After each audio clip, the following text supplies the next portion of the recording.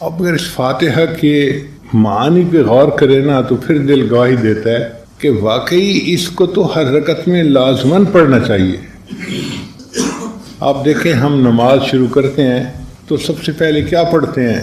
سبحانک اللہم، اے میرے اللہ آپ پاک ہیں۔ تعریف کرنے کے دو انداز ہوتے ہیں، ایک ہوتا ہے کسی کو کہا جائے یہ لڑکی اچھا رشتہ ہے، عقل مند ہے، ذہین ہے، ایم اے کیا ہوا ہے، عالمہ بھی ہے، تو یہ بھی تعریف کا ایک انداز ہے۔ اور تعریف کا ایک انداز یہ بھی ہے لڑاکی نہیں ہے، ضدی نہیں ہے، ہٹ دھرمی اس میں نہیں ہے، بد اخلاق نہیں ہے۔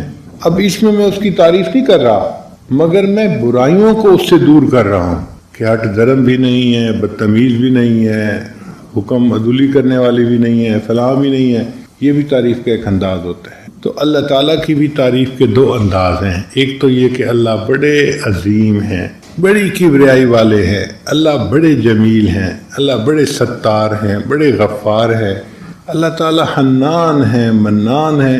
یہ تعریفوں کا مثبت انداز ہے، اللہ کی تعریفیں صفات بیان کی جا رہی ہیں۔ اور ایک یہ بھی صفت کا انداز ہے اللہ آپ کے اندر کوئی نقص نہیں ہے، کوئی کمی نہیں ہے، کوئی کجی نہیں ہے، کوئی کمزوری نہیں ہے۔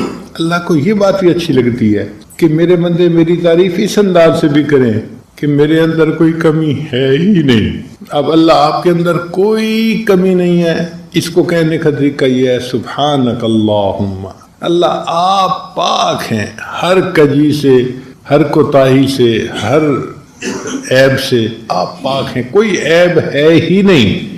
اللہ کو یہ بھی اچھا لگتا ہے، اس لیے اللہ نے اپنی تعریف خود بیان کی قرآن پاک میں، فسبحان اللہ، اور اللہ ہر عیب سے پاک ہے۔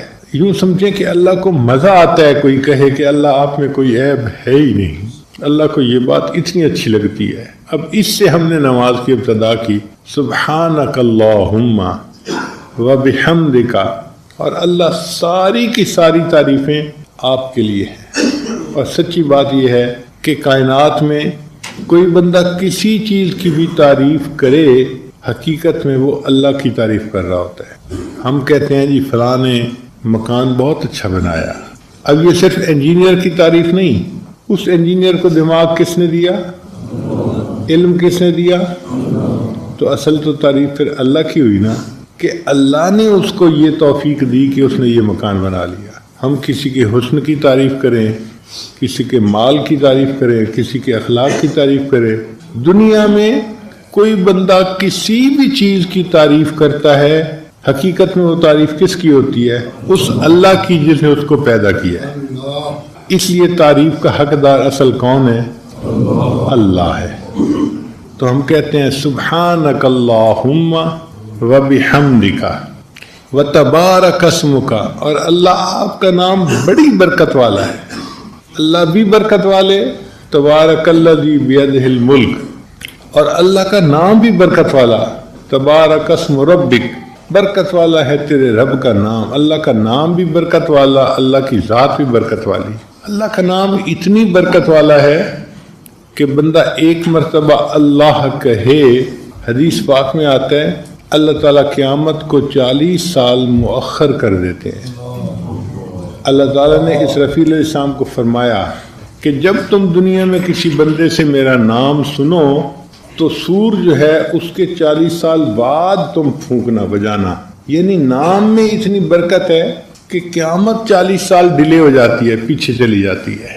علماء نے لکھا اے دوست، اگر اس نام میں اتنی برکت ہے کہ قیامت جیسی مصیبت کو بھی یہ 40 سال ٹال دیتا ہے، تم اس نام کو بار بار اپنی زندگی میں لوگے، اللہ تمہاری دنیا کی چھوٹی موٹی پریشانیوں کو کیوں نہیں ٹالیں گے؟ یہ نام بڑا برکت والا ہے، ہم اس کی برکتوں سے ابھی واقف نہیں ہیں۔ اس لیے اسم جو ہے نا لفظ، اس کے معنی مفسرین نے دو لکھے ہیں، ایک تو ہے اس کا معنی نام، بسم اللہ، اللہ کے نام کے ساتھ، اور ایک اس کا معنی ہے برکت۔ مجھے یاد ہے ہماری دادی نانی جو تھی نا، بڑی بوڑھیاں اٹھتے بیٹھتے اللہ دی برکت نال، اللہ دی برکت نال، اللہ دی برکت نال، وہ یہ الفاظ کہتی تھیں۔ اس وقت ہم نہیں سمجھتے تھے، بچے تھے، ہمیں کیا پتا تھا، اصل میں وہ بسم اللہ کہہ رہی ہوتی تھی کہ اللہ دی برکت نال۔ تو ہم بھی جب کہتے ہیں نا وہ تبارک اسم ربک، اور اللہ برکت والا ہے تیرا نام، تو واقعی اللہ کے نام میں بہت برکتیں ہیں۔ وتعالی جدک، اور اللہ آپ کی بزرگی بہت بڑی اور بلند ہے۔ ولا الہ غیرک، اور اللہ آپ کے سوا تو کوئی محبوب ہے ہی نہیں۔ اگر محبت کے قابل ہیں تو فقط آپ ہیں، آپ کے سوا تو یہ محبت کسی کو سجتی نہیں ہے۔ آپ بغیر کسی شرکت کے محبوب حقیقی ہیں۔ اب آپ بتائیے، چھوٹا سا فکرہ ہے لیکن نماز کی ابتدا ہم نے کتنی محبت کے ساتھ کی۔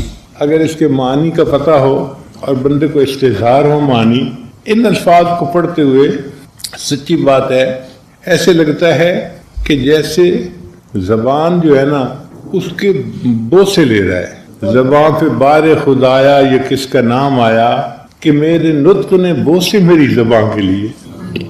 ان الفاظ کو پڑھتے ہوئے ایسا ہی محسوس ہوتا ہے کہ جیسے نطق جو ہے وہ ہماری زبان کے بوسے لے رہا ہے۔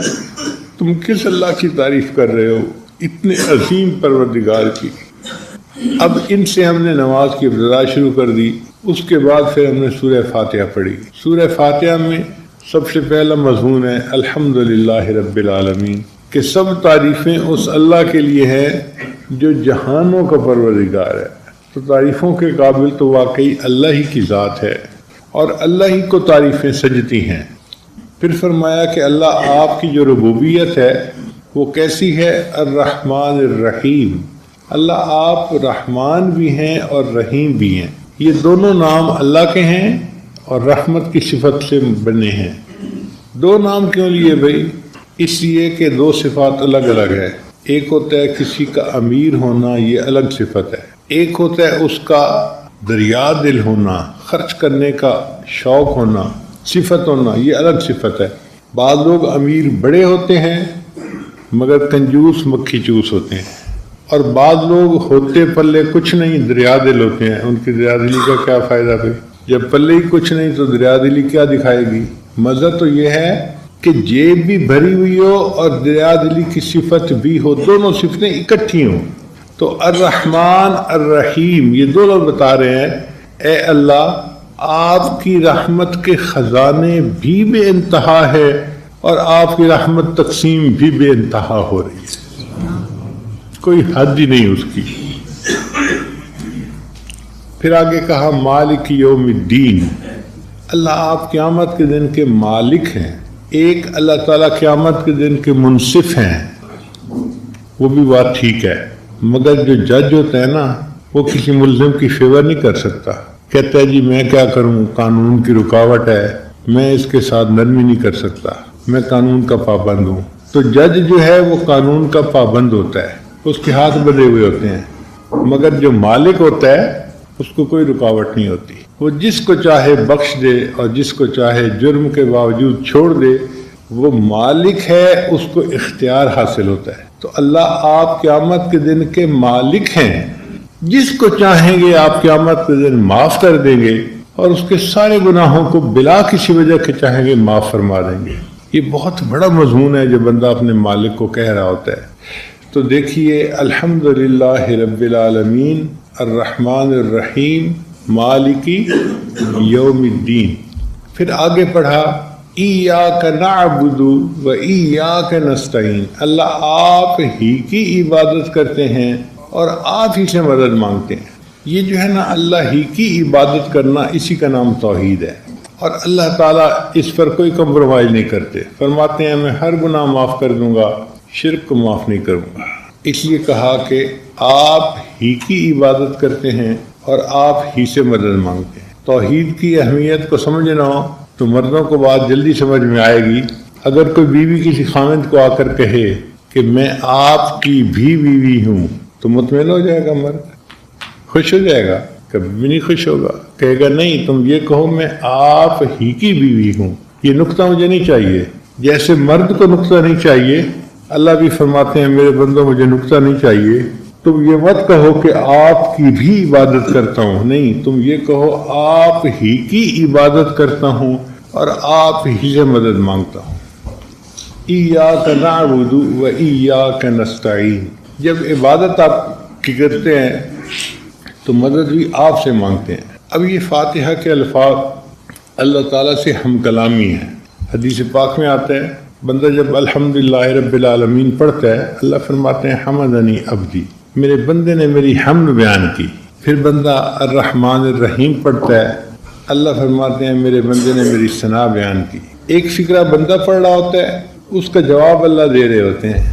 جیسے ٹیلی فون پہ گفتگو ہو رہی ہوتی ہے نا محب اور محبوب کی، کہ السلام علیکم، تو جواب آتا ہے وعلیکم السلام، کیا حال ہے، ٹھیک ہے، آپس میں گفتگو ہوتی ہے۔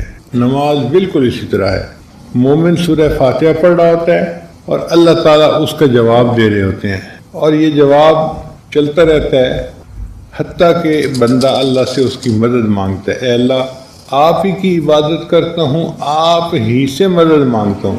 تو اللہ تعالیٰ فرماتے ہیں میرے بندے تو نے مجھ سے مدد مانگی، میں اب تیرے ہر کام میں تیری مدد کروں گا۔ اب سب سے بڑی مدد کون سی ہے؟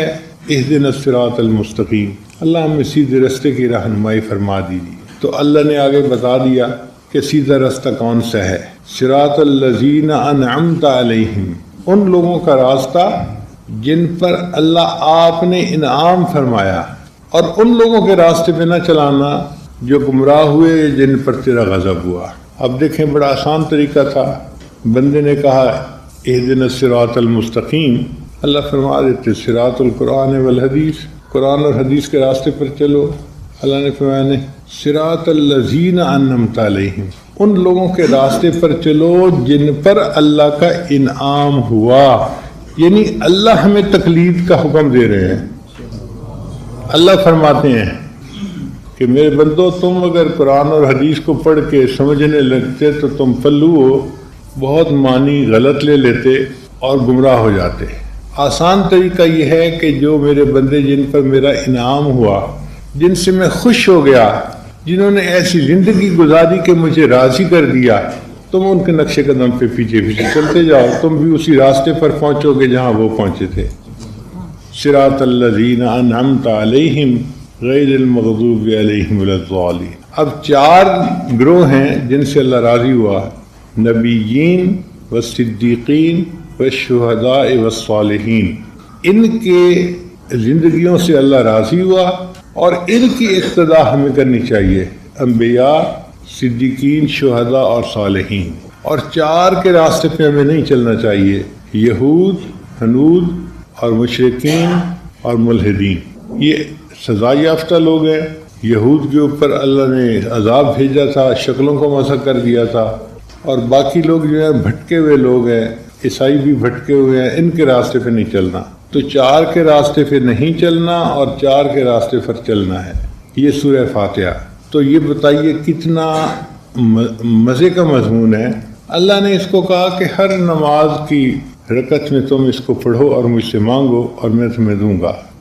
اس لیے فاتحہ ہر نماز کی رکعت میں پڑھنا ضروری ہے۔ فرق اتنا ہے کہ کبھی اکیلا بندہ پڑھ رہا ہوتا ہے تو خود پڑھتا ہے، اور جماعت کی شکل میں پڑھ رہا ہوتا ہے تو اس کو جمع فرما دیا۔ اور جو کچھ پورے قرآن میں اللہ نے جمع فرمایا اس کو سورہ بقرہ میں جمع فرمایا، اور جو کچھ سورہ بقرہ میں اللہ تعالیٰ نے اتارا اس کو سورہ فاتحہ میں اتار دیا۔ سورہ فاتحہ کے کئی نام ہیں۔ فاتحۃ الکتاب یعنی باب الکتاب، کتاب کا دروازہ، کتاب کو کھولنے والی۔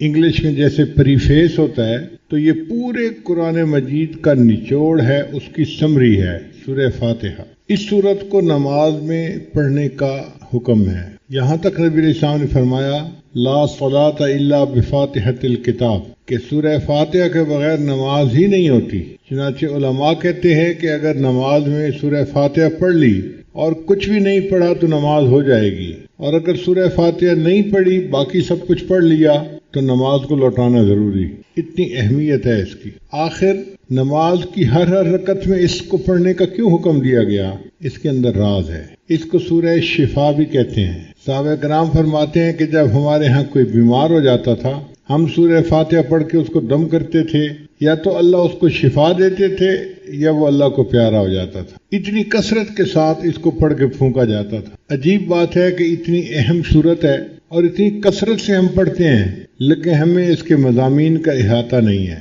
ابھی اگر کسی سے پوچھا جائے کہ آپ بتاؤ کہ سورہ فاتحہ پورے قرآن کا کیسے خلاصہ ہے، تو پتہ نہیں ہوگا. اس لیے آج کے جمعہ میں اسی مضمون کو کھولنے کا ارادہ کیا. دیکھیں قرآن مجید میں مختلف مضامین وارد ہوئے ہیں. مثال کے طور پہ اللہ رب العزت کی عظمت بیان ہوئی ہے، اللہ کی شان کبریائی بیان ہوئی ہے، اللہ تعالیٰ کی صفات کا تذکرہ، اللہ کی شان کا تذکرہ.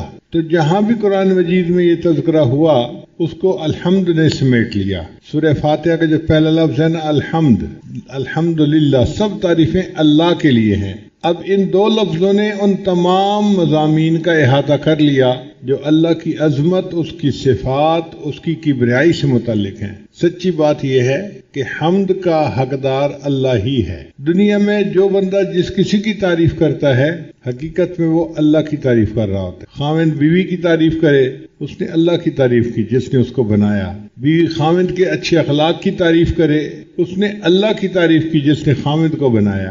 ہم آسمان کی تعریف کریں، زمین کی کریں، سمندر کی کریں، درختوں کی کریں، پھولوں کی کریں، پھلوں کی کریں، وہ ان کے پیدا کرنے والے پروردگار ہی کی اصل میں تعریف ہے. تو تعریف اللہ تعالیٰ ہی کو سجتی ہے. اس لیے الحمدللہ ان دو لفظوں نے اللہ رب العزت کی عظمت کے مضامین کو سمیٹ لیا. پھر آگے رب کا لفظ ہے.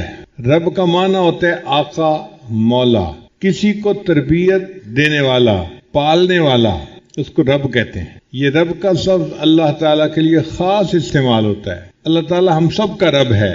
نبی علیہ السلام کا بھی رب اللہ ہے. اور اس رب کے مضمون کے اندر بہت گہرائی ہے. یہ ایسا وعدہ ہے کہ اللہ نے انسانوں کو دنیا میں بھیجنے سے پہلے ان سے لیا. حدیث پاک میں آتا ہے کہ اللہ تعالیٰ نے عالم ارواح میں سب انسانوں کو پیدا کیا. ان کی شکلیں انسانوں والی تھیں مگر ان کے جسم چھوٹے تھے. جیسے چیونٹی چھوٹی سی ہوتی ہے اس طرح چھوٹے چھوٹے انسان تھے. پھر اللہ تعالیٰ نے ان سے پوچھا الست بربکم، کیا میں تمہارا پروردگار نہیں ہوں؟ تو نبی علیہ السلام نے سب سے پہلے جواب دیا قالوا بلا، اے اللہ آپ ہی ہمارے رب ہیں. پھر آپ صلی اللہ علیہ وسلم سے جواب سننے کے بعد سارے انسانوں نے اللہ کی ربوبیت کا اقرار کیا. اب یہ میثاق ہے، یہ ایک وعدہ ہے جو مخلوق نے اپنے اللہ سے کیا. تو اللہ تعالیٰ نے مخلوق کو دنیا میں بھیجا. اچھا میں دیکھتا ہوں کہ تم دنیا میں جا کے کس کو رب سمجھتے ہو. اب ہمارا سب سے بڑا امتحان جو دنیا میں ہے کہ ہم اپنا پالنے والا کس کو سمجھتے ہیں. بہت سارے لوگ سمجھتے ہیں کہ ہم کھیتی سے پل رہے ہیں، ہم فیکٹری سے پل رہے ہیں، ہم اپنی جاب سے پل رہے ہیں، ہم اپنے کاروبار سے پل رہے ہیں. یہ سب غلط ہے. پالنے والا کون ہے؟ اللہ ہے. جس طرح پہلے زمانے میں لات اور منات کی نفی کی جاتی تھی اسی شد و مد کے ساتھ اس کی نفی کرنی چاہیے کہ ہم فیکٹری سے نہیں پل رہے، دکان سے نہیں پل رہے، کھیتی باڑی سے نہیں پل رہے، ہمیں اللہ پالنے والا ہے. آج کاروبار کی بات آتی ہے تو لوگ دین کو ایک طرف کر دیتے ہیں اور یہ آخر کاروبار ہے کیا کریں. ایسی بات نہیں ہے. کاروبار نہیں پال رہا، ہمیں اللہ پال رہے ہیں. کسی کو کاروبار کے ذریعے سے دے دیتے ہیں، کسی کو فیکٹری کے ذریعے سے دے دیتے ہیں، کسی کو اللہ تعالیٰ جاب کے ذریعے سے دے دیتے ہیں. یہ اسباب ہیں جو اللہ نے بنائے ہیں.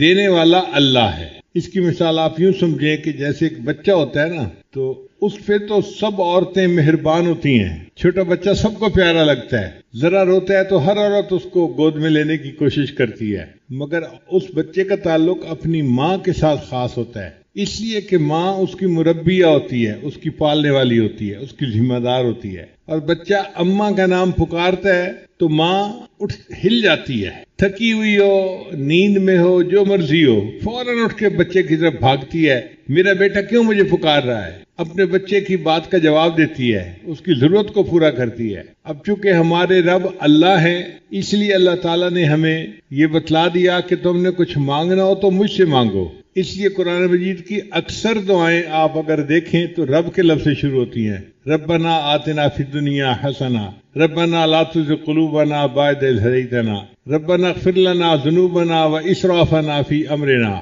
تو رب کے لفظ سے دعائیں مانگنی سکھائی گئی. کیوں کہ جب بندہ یا رب یا رب یا رب کہتا ہے تو اس کی مثال ایسے ہی ہے جیسے کوئی بچہ امی امی امی کہہ رہا ہوتا ہے. اچھا یہ بتائیے کہ بچے کی ماں کا نام ہے فاطمہ اور بچہ کہتا ہے فاطمہ فاطمہ فاطمہ، ماں کے دل میں محبت کا وہ جذبہ نہیں اٹھے گا.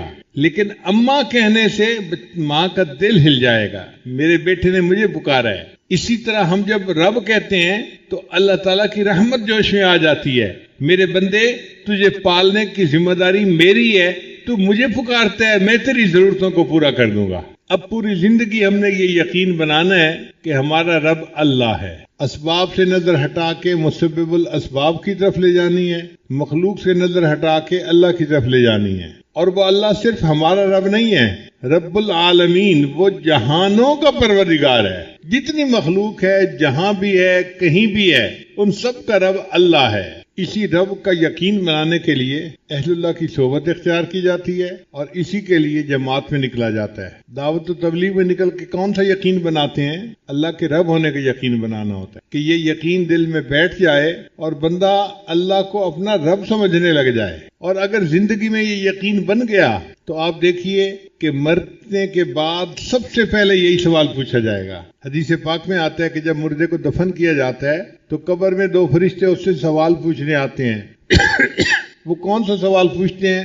مر ربکم، تمہارا رب کون ہے؟ بھئی بتاؤ، تم نے دنیا میں کیا یقین بنایا، کیا سیکھ کے آئے، دنیا میں کیا سبق پڑھ کے آئے؟ مر ربکم، تمہارا رب کون ہے؟ اب جس نے یقین نہیں بنایا ہوگا وہ کہے گا ہے ہاتھ اللہ ادری، مجھے نہیں پتا میرا رب کون ہے۔ اور جس نے دین پر محنت کی ہوگی اور اپنے رب کے ساتھ یقین کو مضبوط کیا ہوگا وہ کہے گا اللہ میرا رب ہے، تو وہ کامیاب ہو جائے گا۔ پھر قیامت کے دن بھی ہمیں اپنے رب کے سامنے کھڑا ہونا پڑے گا۔ یوم یقوم الناس لرب العالمین، قیامت کے دن ہم کس کے سامنے کھڑے ہوں گے؟ اپنے رب کے سامنے کھڑے ہوں گے، اور جنت میں جائیں گے تو اللہ ہمیں لے جائے گا۔ وسیق الذین اتقوا ربهم الی الجنۃ زمرا، دیکھیں جو متقی لوگ ہوں گے ان کو رب جنت میں لے کے جائے گا۔ ہر جگہ پر رب کا تذکرہ، رب کا تذکرہ۔ آپ قرآن مجید پڑھیں، آپ کو ہر صفحے پہ، ہر دوسرے صفحے پہ، ہر دوسری چوتھی آیت کے بعد رب کا لفظ ملے گا۔ اتنا کثرت سے یہ لفظ استعمال ہوا ہے۔ تو الحمدللہ نے اللہ تعالیٰ کی عظمت اور کبریائی کے مضمون کو سمیٹ لیا، اور رب کے لفظ نے اللہ تعالیٰ کی ربوبیت کے مضمون کو سمیٹ لیا۔ اچھا، یہ رب کا لفظ مخلوق کے لیے بھی استعمال کر لیا جاتا ہے، آقا مولا کے نام پہ، جیسے حضرت یوسف علیہ السلام نے فرمایا تھا وَاذْكُرْنِي عِنْدَ رَبِّكَ، اپنے آقا کے سامنے میرا بھی تذکرہ کرنا۔ اور ایک مرتبہ فرمایا اِنَّهُ رَبِّي أَحْسَنَ مَثْوَايَ، یہاں ربی کا لفظ جو انہوں نے کہا تو یہ مخلوق کے لیے تھا۔ تو سوال پیدا ہوتا ہے کہ یہ رب مخلوق کے لیے کیوں استعمال کیا؟ تو علماء نے جواب دیا ہے کہ سمجھانے کے طور پر، چونکہ ماں باپ بچے کو پالتے ہیں اس لیے ان کو کہا کہ یہ مربی ہے، کما ربیانی صغیرہ، اصل پالنے والا اللہ ہے، لیکن چونکہ یہ ظاہری سبب بن رہے ہیں ان کے لیے بھی لفظ استعمال کر دیا گیا۔ اب اللہ کی جو ربوبیت ہے وہ راحمانہ بھی ہو سکتی ہے، قاہرانہ بھی ہو سکتی ہے۔ بچے کو پیار سے بھی پالا جا سکتا ہے اور مار کے بھی پالا جا سکتا ہے، بچہ بڑا بن جائے گا۔ بعض بچوں کو ماں باپ نے بہت شفقت دی ہوتی ہے اور بعض پہ بہت سختی کی ہوتی ہے، بچے پل جاتے ہیں۔ تو اب سوال یہ پیدا ہوتا ہے کہ اللہ تعالیٰ کی ربوبیت جو ہے مخلوق کے ساتھ کیسی ہے؟ آگے فرما دیا الرحمن الرحیم، وہ رحمت کی ربوبیت ہے، اللہ مہربان ہے اپنی مخلوق کے اوپر۔ الرحمن اور الرحیم اس کے 4 نقطے ہیں۔ رحمان کہتے ہیں وہ ذات کہ جس کی رحمت دنیا میں عام ہو سب کے اوپر، اور رحیم کہتے ہیں کہ جس کی رحمت ایمان والوں کے لیے آخرت میں خاص ہو۔ دوسرا نقطہ، رحمان کہتے ہیں اس کو جو ہر چیز دیتا ہو، چھوٹی بڑی، اور رحیم کہتے ہیں کہ جو بڑی بڑی چیزیں بھی بندوں کو دیتا ہو۔ پھر رحمان کہتے ہیں جو اپنے اور پرائے سب کو دیتا ہو، اور رحیم کہتے ہیں کہ جو اپنوں کے لیے خاص مہربان ہو۔ تو رحمان اور رحیم کے اپنے اپنے انداز ہیں۔ وَكَانَ بِالْمُؤْمِنِينَ رَحِيمًا، اور اللہ تعالیٰ ایمان والوں کے لیے خاص رحمان رحیم ہوگا قیامت کے دن۔ اور ایک چوتھا فرق یہ ہے کہ رحمان کا لفظ اللہ کے لیے استعمال ہوتا ہے، مخلوق کے لیے استعمال نہیں ہو سکتا۔ رحیم کا لفظ اللہ کے لیے بھی استعمال ہو سکتا ہے، مخلوق کے لیے بھی استعمال ہو سکتا ہے۔ اس لیے اللہ تعالیٰ نے اپنے حبیب صلی اللہ علیہ وسلم کو رحیم کہا، بالمؤمنین رؤوف الرحیم۔ تو مخلوق کے لیے رحیم کا لفظ استعمال ہو سکتا ہے، رحمان کا لفظ استعمال نہیں ہو سکتا۔ مگر رحمان اور رحیم دونوں صفات کس کی ہیں؟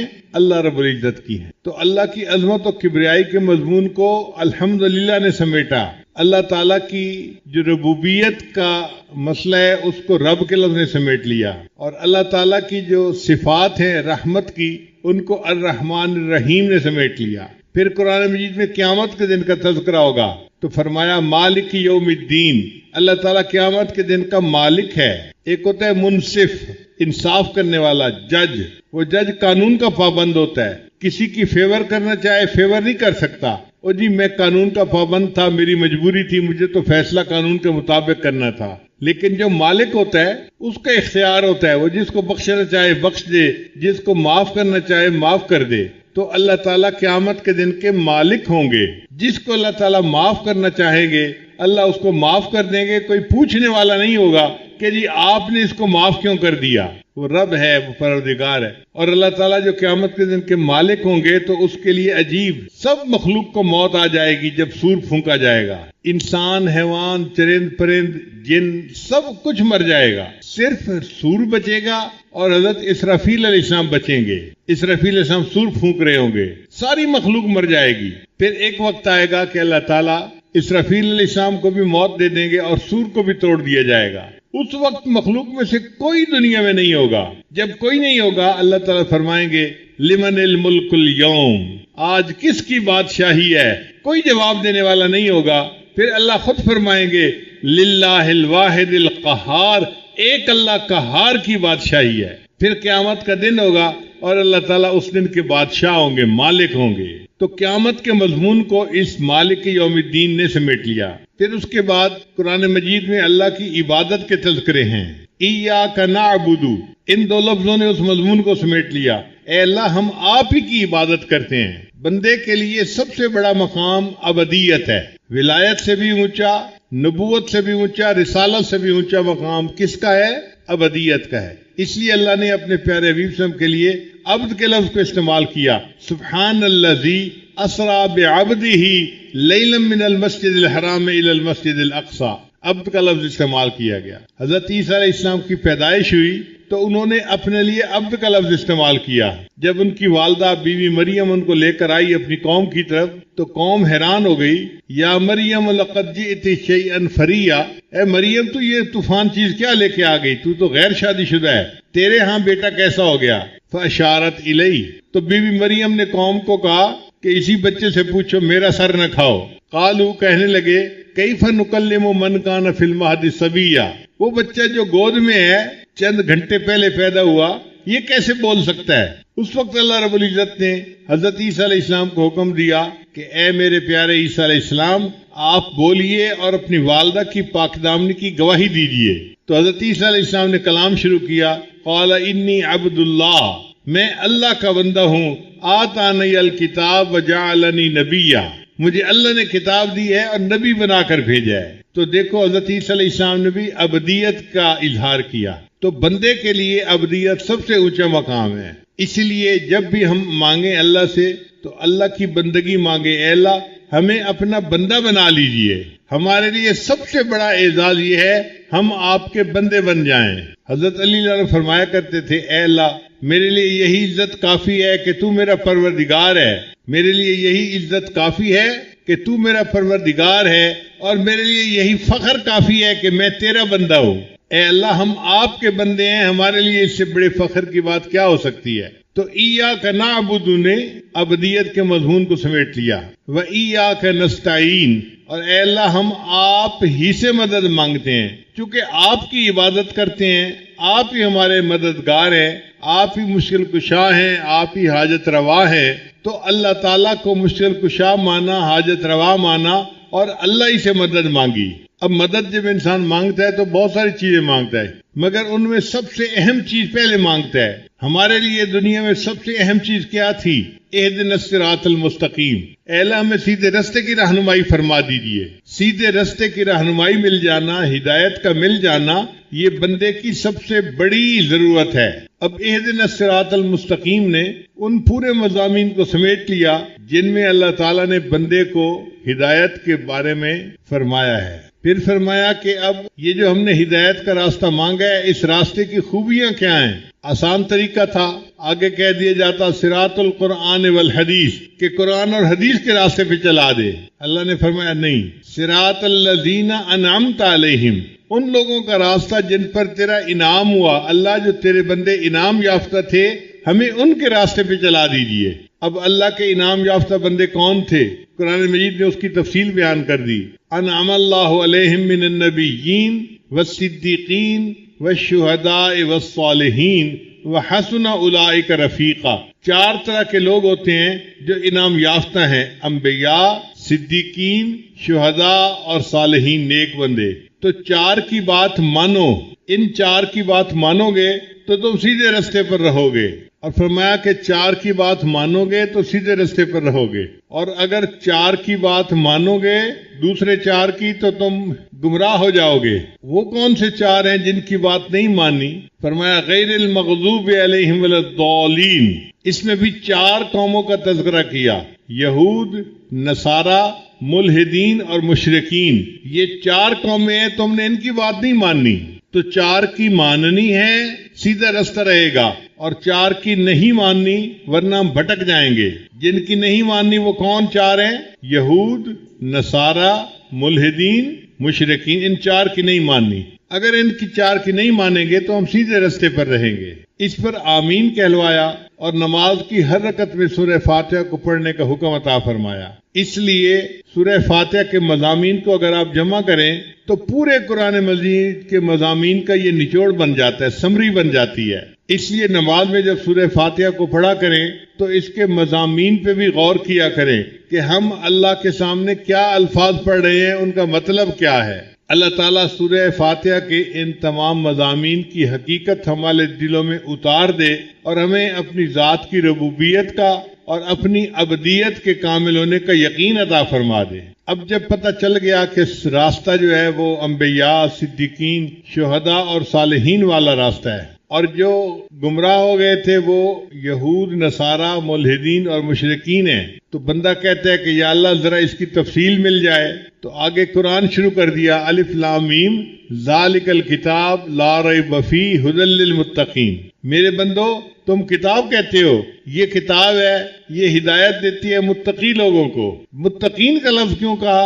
اس لیے کہ نیت ٹھیک ہونی چاہیے۔ اگر بندہ قرآن پڑھے اور نیت ہدایت کی ہو تو پھر اس کو ہدایت ملتی ہے، اگر نیت میں کوتاہی ہو تو انسان قرآن پڑھ کے بھی کئی دفعہ گمراہ ہو جاتا ہے۔ چنانچہ ہم نے دیکھا ہے یہود و نصارہ اپنی یونیورسٹیوں میں پی ایچ ڈی کرواتے ہیں، یہود و نصارہ پی ایچ ڈی کروا رہے ہوتے ہیں اسلامیات کے مضمون میں، وہ وہاں مسلمان لڑکوں کو قرآن پڑھا کے گمراہ کر دیتے ہیں۔ تو قرآن مجید کو پڑھے، نیت ٹھیک ہو، ہدایت کی نیت ہو، پھر ہدایت ملتی ہے۔ اس لیے فرمایا ھدی للمتقین، یہ ہدایت دیتی ہے متقی کو۔ اب آگے تفصیل کے متقی لوگ کون ہوتے ہیں؟ متقی لوگ وہ ہوتے ہیں الذین یؤمنون بالغیب، جن جو غیب کے اوپر ایمان لاتے ہیں، بن دیکھے اللہ کو مانتے ہیں، بن دیکھے آخرت کو مانتے ہیں۔ جو نبی علیہ السلام شریعت لے کر آئے انہوں نے بن دیکھے اس کو مان لیا، یہ ایمان بالغیب ہے۔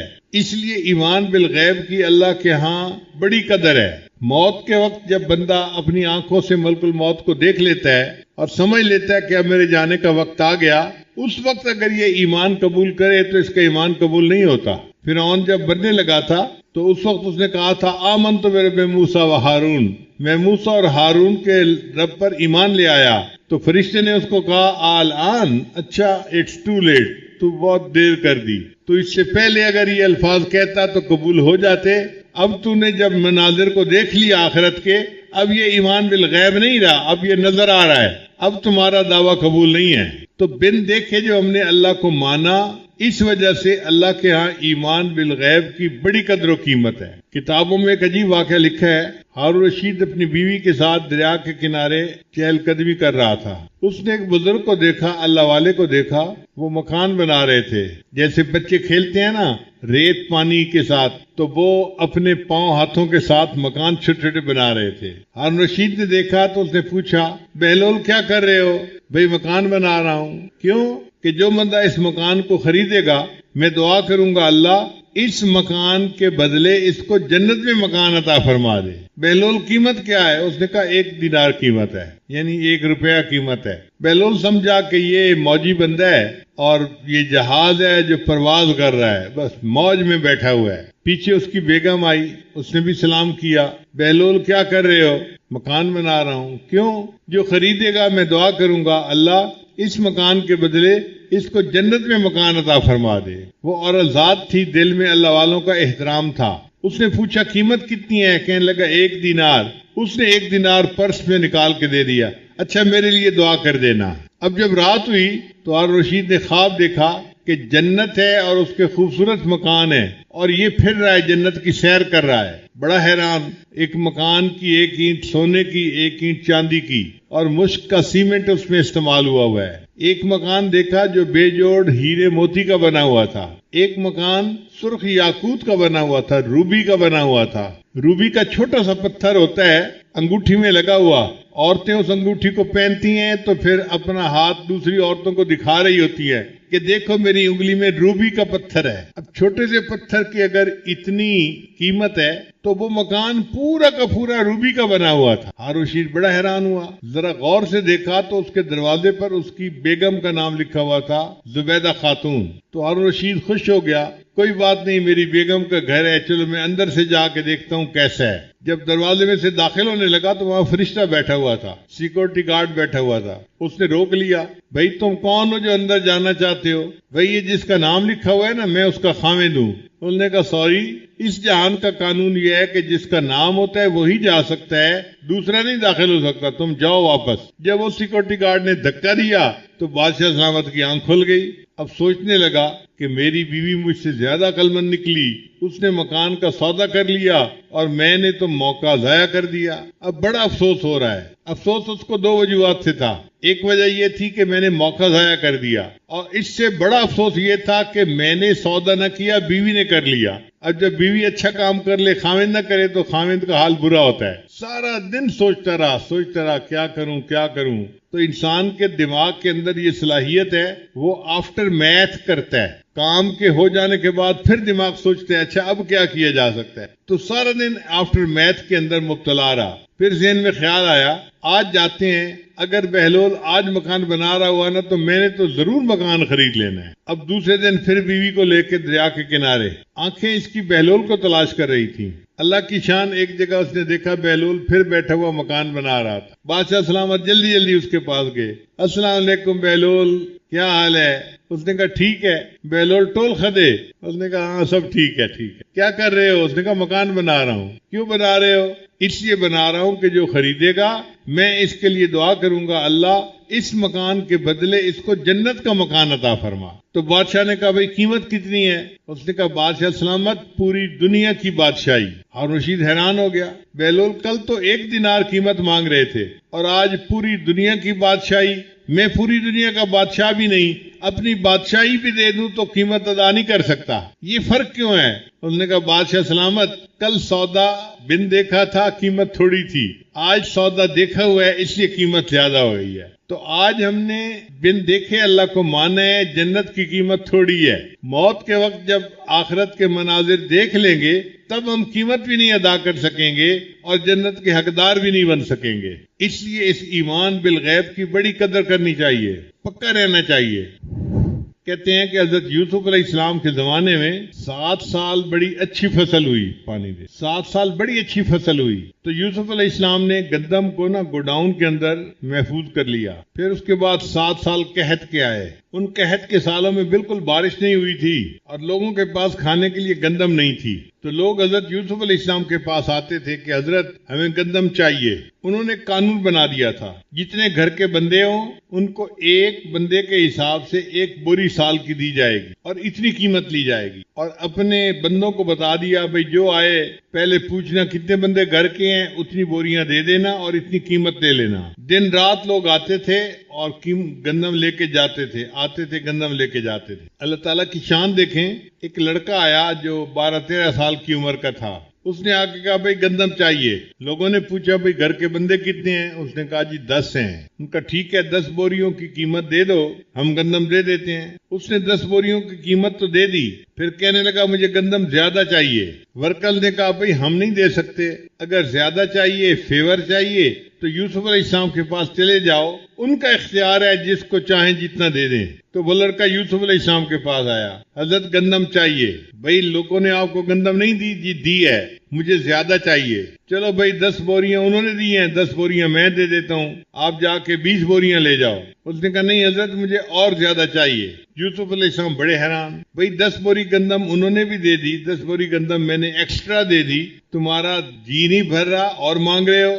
اس نے کہا کہ حضرت اگر آپ کو پتہ چل جائے نا کہ میں کون ہوں تو آپ مجھے بہت زیادہ گندم دیں. تو حضرت یوسف علیہ السلام نے پوچھا اچھا بتاؤ تم کون ہو؟